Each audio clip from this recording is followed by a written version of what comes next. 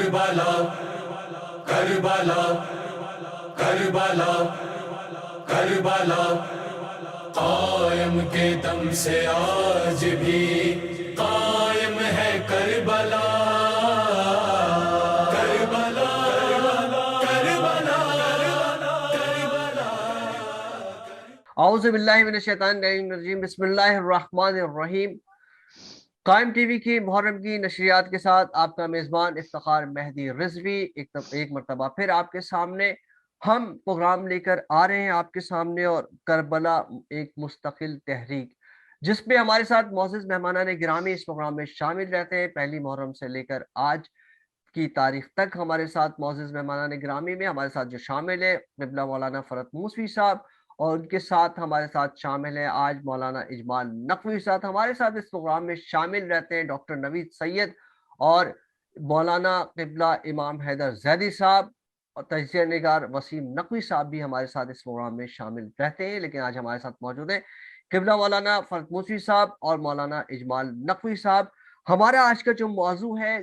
کربلا میں نوجوانان کربلا کا کیا کردار رہا، ہم اس سے کیا سبق حاصل کرتے ہیں۔ جب عبداللہ بن مسلم نے حاضر ہو کر اجازت طلب کی امام کی خدمت میں، امام نے فرمایا کہ تمہارے دل سے تمہارے والد مسلم کا داغ ابھی نہیں گیا ہے، میں تمہیں اجازت دیتا ہوں کہ تم اپنی بوڑھی والدہ کو لے کر اس ہولناک صورتحال سے دور چلے جاؤ۔ عبداللہ بن مسلم نے جواب دیا، میرے ماں باپ آپ پر قربان، آپ جان لیں کہ میں وہ نہیں کہ دنیا کی زندگی کو آخرت کی زندگی جاوید پر ترجیح دوں۔ میری تمنا ہے کہ آپ مجھے اس بات کی اجازت دیں کہ آپ پر جان قربان کر دوں۔ اور اجازت کے بعد میدان میں آئے اور اپنا جاہو حشم میدان میں دکھایا، جذبہ دکھایا۔ عبداللہ بن مسلم علیہ السلام کہ اس جذبے کو دیکھتے ہوئے کربلا میں ہم جب چلتے ہیں تو نوجوانوں کے جذبے ہمیں اسی طرح سے نظر آتے ہیں کہ جیسے کہ کل کے پروگرام میں قبلہ اجمال نقوی صاحب نے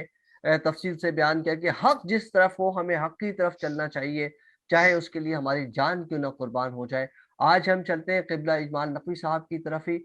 اور وہیں سے ہم پروگرام کا آغاز کرتے ہیں۔ قبلہ نوجوانوں کا جذبہ کربلا میں اس طرح سے نظر آ رہا ہے جیسے میں نے ابھی آپ کے سامنے بیان کیا کہ عبداللہ بن مسلم نے امام حسین السلام کو کیا جواب دیا، اسی طرح سے مختلف مقامات پہ مختلف نوجوانان کربلا کے آپ کو جوابات ملیں گے۔ تو ہم چاہتے ہیں کہ آپ ہمیں اس بات کو بتائیں آج کے اس پروگرام میں کہ ہم جو یہ دور ہے ہمارا، اس دور میں ہم کیا سبق حاصل کر رہے ہیں، کیا سیکھ رہے ہیں، اور ہمیں آگے کیا کرنا چاہیے۔ جی قبلہ۔ اعوذ باللہ السمیع العلیم من الشیطان اللعین الرجیم، بسم اللہ الرحمن الرحیم، الحمد للہ رب العالمین والصلاة والسلام علی سید الانبیاء وافضل المرسلین، مولانا مقتدانا وہادینا ابو القاسم محمد واہل بیتہ الطیبین الطاہرین المعصومین المظلومین، اما بعد فقد قال اللہ سبحانہ وتعالی فی کتابہ المجید فرقانہ الحمید، بسم اللہ الرحمن الرحیم، لا تقولوا لمن يقتل في سبيل الله اموات بل احياء ولكن لا تشعرون۔ میں بہت ممنون اور مشکور ہوں قائم ٹی وی کا، اور بطور خاص اس کے تمام جو ٹیم ہے اور جو رکن ہیں اور جو یہ خدمتگاری کر رہے ہیں، چاہے وہ ٹیکنیکل فیلڈ میں ہوں، چاہے کیمرے کے لیے کر رہے ہوں، چاہے پروگرام آرگنائزر ہوں، اور چاہے ہوسٹ کر رہے ہوں پروگرام کو جیسے افتخار صاحب ہیں۔ تو یہ جو آپ نے کربلا ایک تحریک ہے، اس سلسلے میں مسلسل آپ کے پروگرام چل رہے ہیں پہلی محرم سے، اور ہم آج جو ہے پھر اسی سلسلے کی طرف جا رہے ہیں۔ آپ نے جو سوال کیا کہ نوجوان جو امام حسین علیہ السلام کے ساتھ ہیں، ان میں وہ جذبہ جو تھا، وہ اس کیفیت اور اس روحانیت سے اور اس نورانیت سے ہم لوگ کیسے فیضیاب ہو سکتے ہیں، اور ہم لوگ کیسے استفادہ کر سکتے ہیں، اور ہم لوگوں کو کیسے سبق لینا چاہیے۔ تو ظاہر بات ہے کہ سارا دار و مدار، جیسے میں نے گزشتہ پیغام میں یہ بات کہی تھی کہ جب یہ طے ہو جائے کہ حق کہاں ہے اور باطل کہاں ہے، ظاہر ہے کہ یہ بات طے ہے کہ کربلا کا واقعہ حق و باطل کا واقعہ ہے، اگرچہ دوسری طرف بھی کلمہ گو تھے، لیکن وہ ایسے ہی کلمہ گو تھے جس کے لیے قرآن مجید سورہ منافقون میں یہ کہتا ہے، بسم اللہ الرحمن الرحیم، اذا جاءک المنافقون قالوا نشهد انک رسول اللہ واللہ یعلم انک رسولہ واللہ یشهد ان المنافقین لکاذبون۔ تو وہ سب کے سب کلمہ گو ضرور تھے،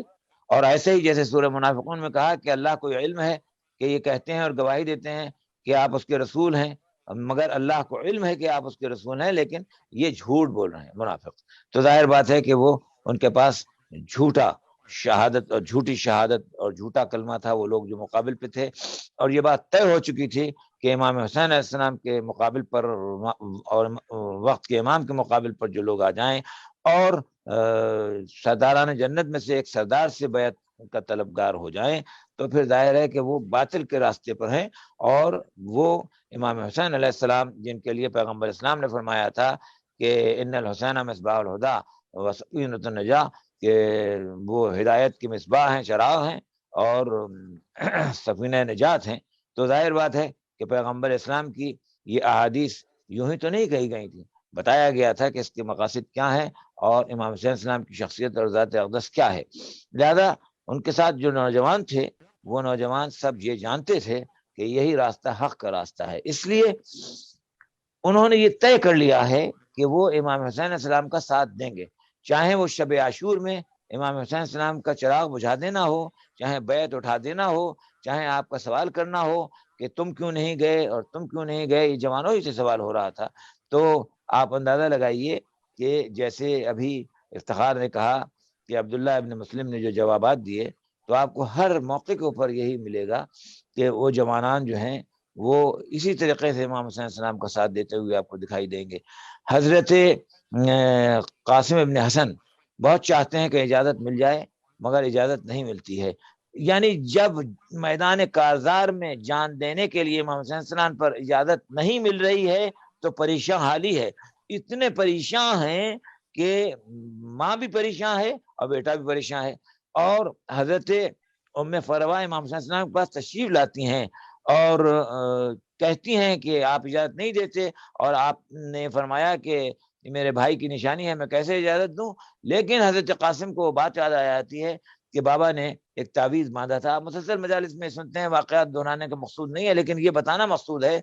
کہ ہر مشکل وقت پر کوئی نہ کوئی مشکل کشائی کے لیے چیز موجود ہوتی ہے. جو حضرت قاسم کے لیے بھی وہ تعویذ موجود تھا کہ انہوں نے اس کو کھولا اور کھول کے اس کو پڑھا اور دیکھا کہ بابا کی اس میں تحریر موجود ہے کہ جب میرا بھائی نرغیادہ میں گر جائے گا تو اس کو اجازت، امام حسین السلام کی طرف سے یہ لکھا گیا تھا کہ اس کو اجازت دی جائے اور وہ میرے لیے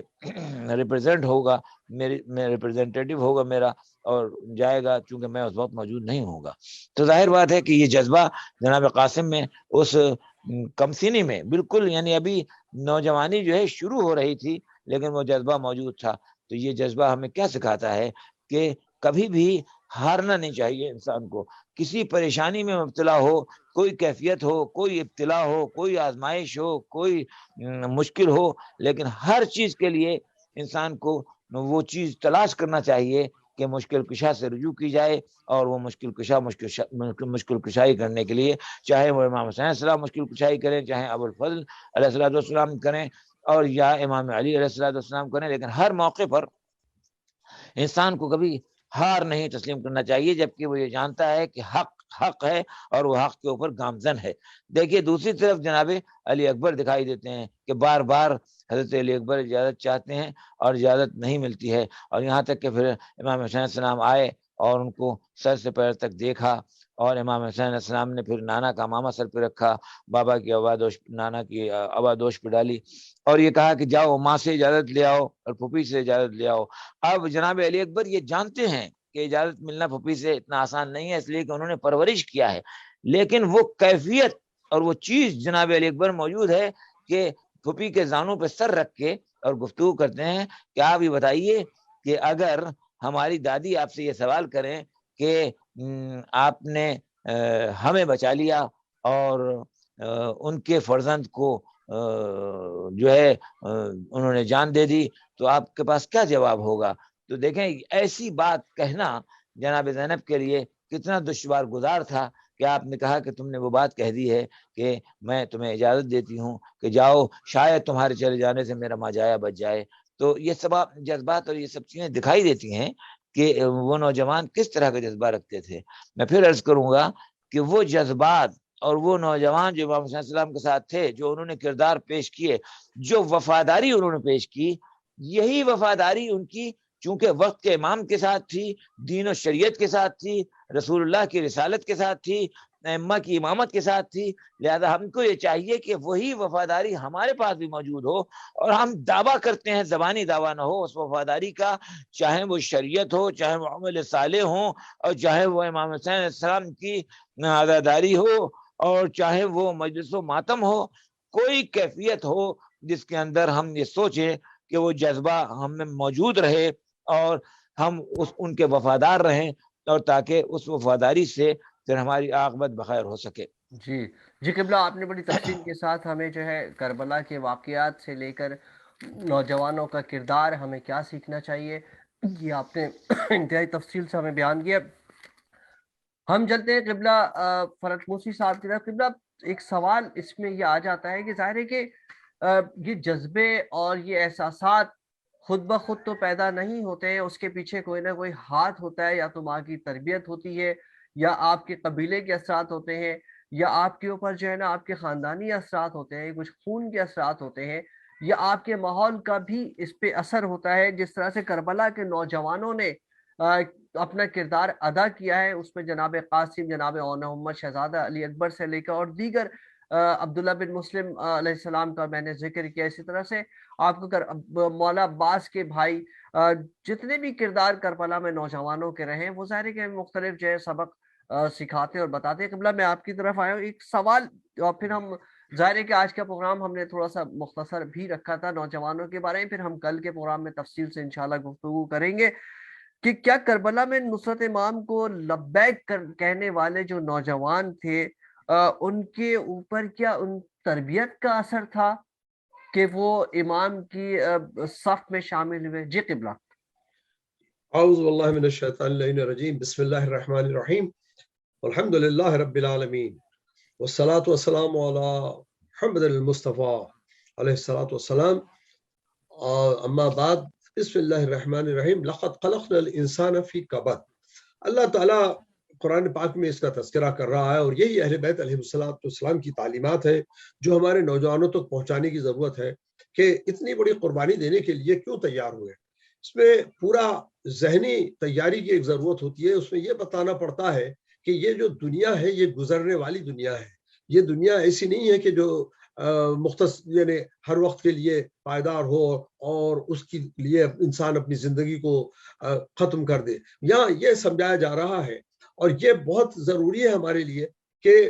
ایک زندگی ایک سلسلہ ہے، اور یہ چند دن کی زندگی جو دنیا میں ہماری ہے وہ چند روزہ ہے، اس سے زیادہ کچھ نہیں۔ مولا متقیان علیہ الصلوۃ والسلام ارشاد فرماتے ہیں کہ دنیا کی تیاری ایسے کرو کہ آئندہ آن بھی تم کو موت آ سکتی ہے، اور آخرت کے لیے اور دنیا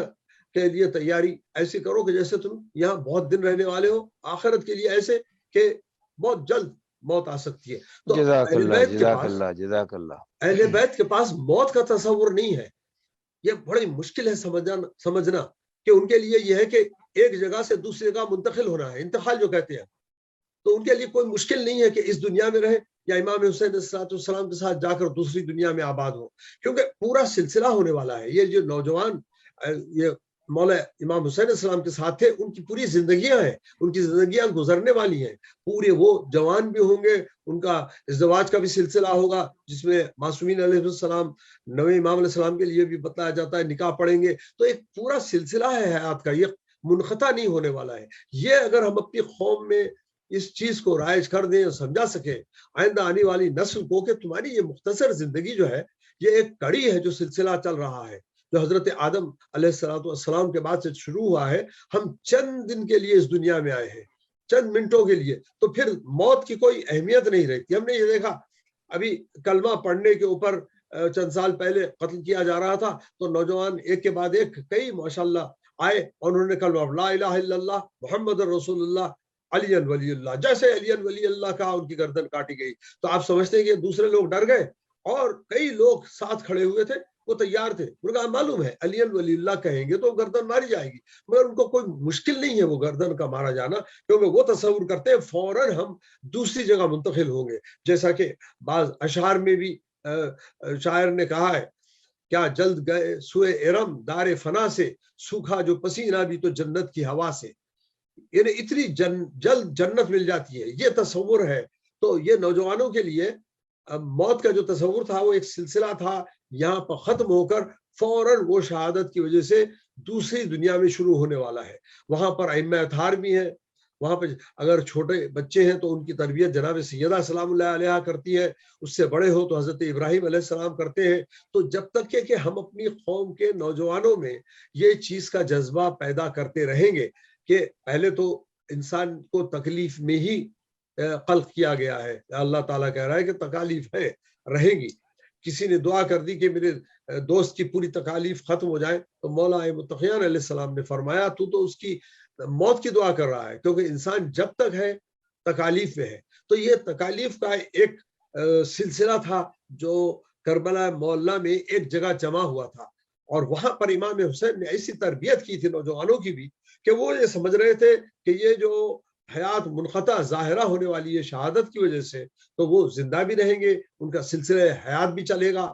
تو جب یہ اگر آ جائے ہمارے ذہنوں میں، ہمارے نوجوانوں تک اس تصور کو، بلکہ جو سن رسیدہ ہے ان میں بھی منتقل کیا جائے، تو وہ پوری اپنی ذمہ داریوں کو بھی پوری کریں گے، اہل بیت علیہ السلام پہ جان بھی دیں گے، اور ان کے پاس دنیا کی اہمیت نہیں رہے گی، آخرت کی اہمیت بڑھتی جائے گی. امام حسین کی محبت اور امام کا ساتھ دینا ان کا مدعا ہو جائے گا زندگی کی. کوشش یہ رہے گی کہ وہ اس طریقے سے حسین علیہ السلام کا ساتھ دیں تاکہ ان کی زندگی کامیاب ہو، اور امام حسین علیہ السلام کے ساتھ وہ جا کر مل لیں، اور جلد از جلد کوشش ہو. تو یہ موت کا تصور ختم ہو جاتا ہے، اور یہ جو پیدا کرنا ہے بہت مشکل کام تھا، مگر امام حسین نے وہ عظمت ظاہر کی.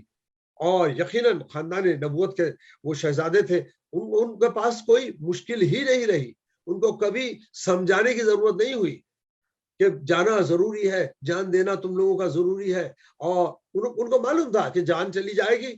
کچھ دیر کے اندر کوئی دوسری دنیا میں منتقل ہو جائیں گے، اور وہاں پر پھر حیات کا سلسلہ اثر نو چلتا رہے گا، رکاوٹ کوئی نہیں ہوگی. اور یہ جو چیز ہے، اسی وجہ سے وہاں کے آپ کربلا کے نوجوانوں کو دیکھتے ہیں، جیسے سوالات کے جواب دیے. حضرت قاسم نے بڑی کوشش کی کہ جنگ میں حصہ لے، اور امام حسن علیہ السلام کا جو تعویذ کا مولانا اجمال صاحب نے بڑے تفصیل سے اس کا تذکرہ کیا کہ یہ کیا وجہ تھی کہ ان کو پریشانی تھی کہ میں اگر اپنی جان آج نہ دوں تو کتنا مشکل ہو جائے گا میرے لیے. یعنی جان نہیں دینے کے لیے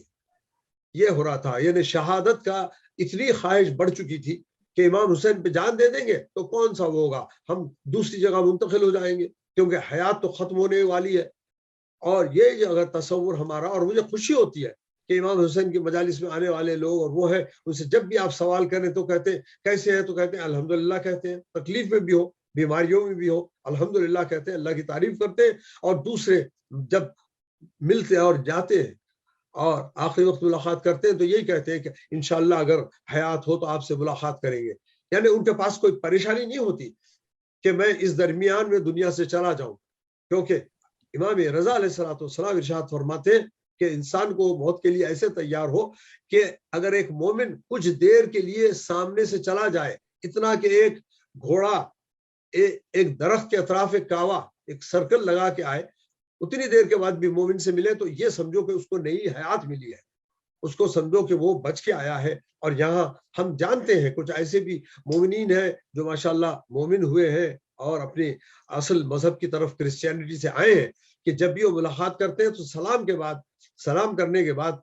آپس میں جا کر فوراً 2 رکعت نماز ادا کرتے ہیں کہ ہم با حیات یہاں آ گئے، ورنہ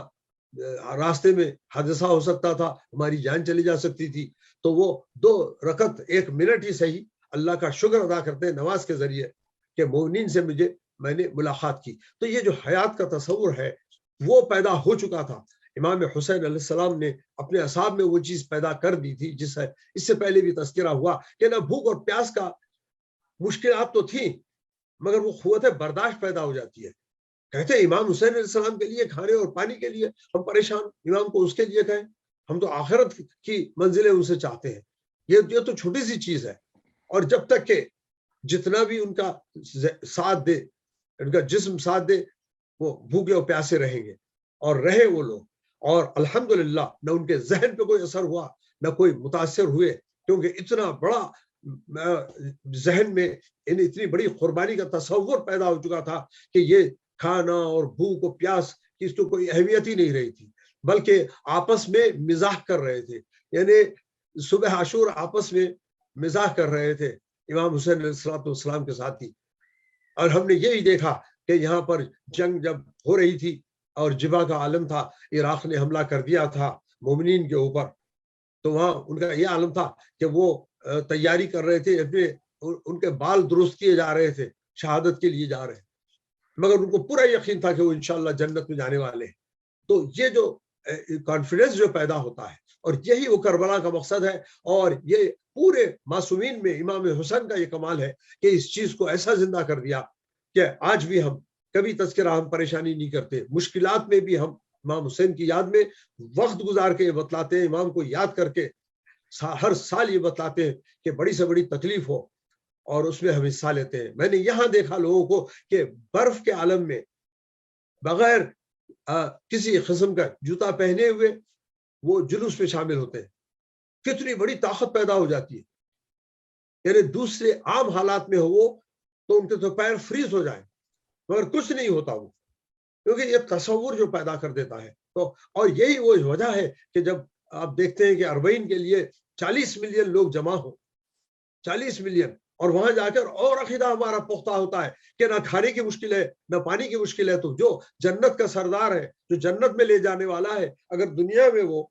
اتنا بڑا انتظام کر دے جہاں 1-2 ملین کی مشکل ہوتی ہے حج کے اوپر، یا 30-35-40 ملین تک لوگ آ جائیں تو کھانا پانی ہر چیز مل رہا ہے. تو یہ جو عقیدہ جب پیدا ہو جاتا ہے تو اس کے بعد موت کا تصور بالکل بدل جاتا ہے. اسی لیے ہم دیکھتے ہیں کہ کبھی وہاں کے نوجوانوں میں حراست نہیں آئی، 13 سال کے بھی گئے ہیں،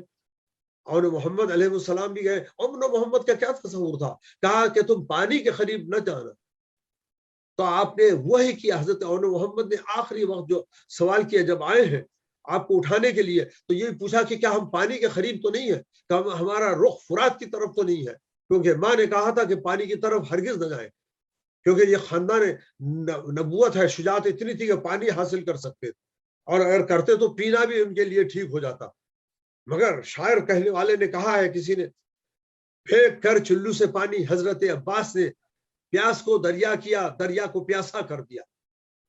یہ شعر 30-35 مرتبہ 50 مرتبہ پڑھا گیا ہے. پھینک کر چلو سے پانی، حضرت عباس نے پیاس کو دریا کیا، دریا کو پیاسا کر دیا. جی قبلہ، آج کے ہمارا پروگرام کا وقت بھی اپنے اختتام کو پہنچتا ہے، اور مولا عباس علمدار علیہ السلام کے بارے میں ظاہر ہے کہ وہ شجاعت کا ایک بہت بڑا پیکر ہے. اس پہ ہم نے ایک الگ موضوع بالکل رکھا ہے، انشاءاللہ ہم اس پہ بھی کل کے پروگرام میں انشاءاللہ گفتگو کریں گے. آج نوجوانان کربلا ہمارا موضوع رہا. جس طرح سے آپ نے بیان کیا کہ کربلا میں نوجوانان کربلا کا اپنا ایک جذبہ تھا جس کے تحت میدان میں آئے. نچس پڑھتے ہوئے مولا شہزادہ قاسم نے یہی کہا کہ اے میرے نفس پریشان نہ ہو، اس لیے کہ سب کو ہی فنا ہونا ہوتا ہے، اور آج تجھے جنت کی نعمتیں حاصل ہوں گی. اور یہ نفس ہی تھا جو کہ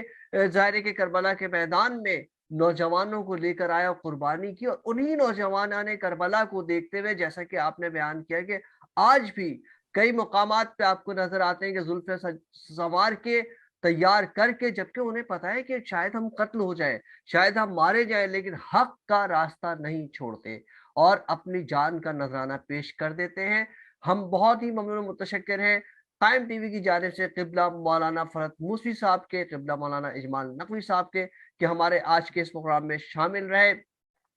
مومنین مومنات، قائم ٹی وی کی جانب سے محرم کی اس خصوصی نشریات میں ہمارے ساتھ پروگرام میں شامل رہتے ہیں قبلہ مولانا فرحت موسوی صاحب، قبلہ مولانا امام حیدر زیدی صاحب، مولانا اجمال نقوی صاحب، اور ان کے ساتھ ہمارے ساتھ ڈاکٹر نوید سید اور وسیم نقوی ہمارے اس پروگرام میں شامل رہتے ہیں. قائم ٹی وی کو دیکھتے رہے. ہمارا موضوع جس طرح سے کربلا ایک مستقل تحریک، اور یہ پروگرام ہمارا جاری ہے، دیکھتے رہیے. آج کے پروگرام سے اپنے میزبان افتخار مہدی رضوی کو اجازت دیجیے. السلام علیکم ورحمۃ اللہ وبرکاتہ.